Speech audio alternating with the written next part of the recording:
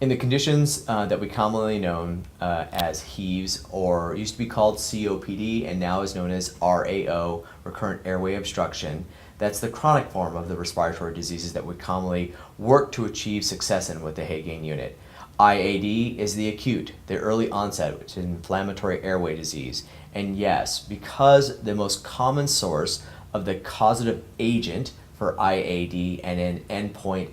RAO/HEAVS horses, the hay and the environment are the most causative agent or source of those allergens that set the horse in that condition, whether it be the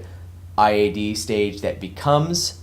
the RAO or the HEAVS horse, or the horse that lives forever as a very low-grade inflammatory airway disease. And yes, the Haygain unit will definitively remove the allergen sources out of the hay.